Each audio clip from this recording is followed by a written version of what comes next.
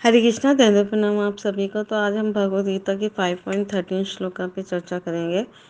सर्वकर्माणि मनसा संन्यस्य आस्ते सुखं वशी नर नवद्वारे पुरे देहि नैव कुर्वन् कारयन्। जब देहधारी जीवात्मा अपनी प्रकृति को वश में कर लेता है और मन से समस्त कर्मों का परित्याग कर देता है, तब वह 9 द्वारों वाले नगर भौतिक शरीर में बिना कुछ किए कराए सुखपूर्वक रहता है।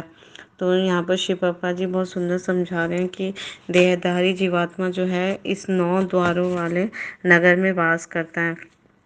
9 द्वार कौन से हैं? 5 तो ऊपर हैं, 5 सामने हैं, 2 आंखें, 2 नथुने, 2 कान, और ये 6 द्वार हो गए, और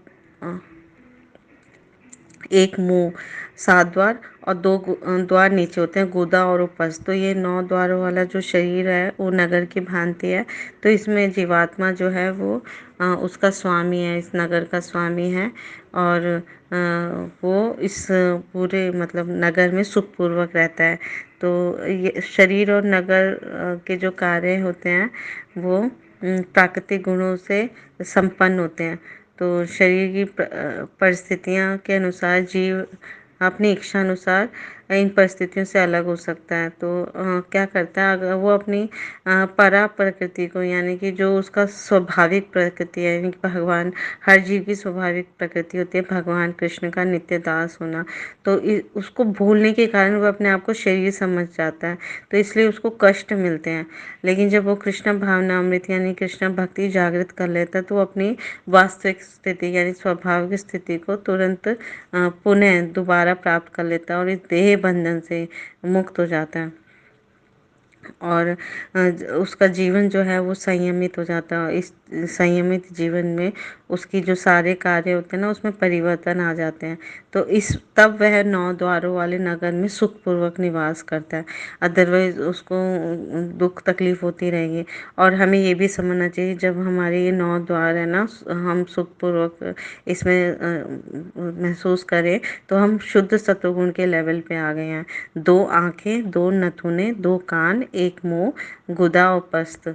तो ये 9 द्वार हैं। अगर इनमें हमें सुख की अनुभूति होती है तो हम शुद्ध सत्वगुण में हैं, और भगवान कृष्ण की भक्ति प्राप्त करने पे ही ये हमें सुख मिलता है। तो रियल में देखा जाए तो वो इस शरीर का यानी इस नगर का स्वामी नहीं है जीव, और ना इसके कर्म फल या फलों का नियंता है, क्योंकि वह तो अगर वो ये नगर जो है वो भगवान कृष्णा को समर्पित कर दे, ये शरीर भगवान कृष्णा को समर्पित कर दे, या ये समझे कि भगवान कृष्ण इसके स्वामी हैं, तो वो भव सागर के बीच में जो जीवन संघर्ष है ना, उससे बच जाएगा। तो जैसे आप देखेंगे समुद्र में लहरें आती हैं, कभी ऊपर जाती हैं, कभी नीचे जाती हैं, तो इसी तरह संसार सागर में भी हम कभी सुख, कभी दुख, कभी सुख दुख का अनुभव करते रहते हैं। तो हमारे उद्धार का एकमात्र साधन जो है वो कृष्ण भावना अमृत है। तो उसी यानी कृष्ण भक्ति के द्वारा ही हम इस समुद्र के बाहर आ सकते हैं या ऊपर उठ सकते हैं। तो इसी से हमें परम शांति लाभ हो सकती है, और हम इस 9 द्वारे वाले नगर में सुखपूर्वक रह सकते हैं, जब हम इसको भगवान को इसका स्वामी माने। तो हमें भगवान को स्वामी मानना है और सदैव उनको, अपने आप को उनका दास मानना है। तो ये जब हम हर जीव का जो स्वभाव होता है वो जीवेर स्वरूप है, कृष्णेर नित्य दास, भगवान की दासता है। तो भगवान पूर्ण अंशी हैं और हम उनके अंश हैं।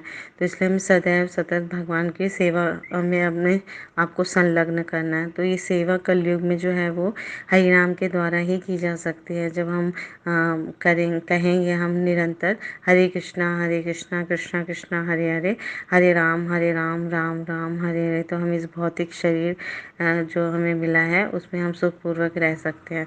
तो गुरु महाराज की जय, श्री प्रभुपाद की जय, आप सब भक्तजन की जय।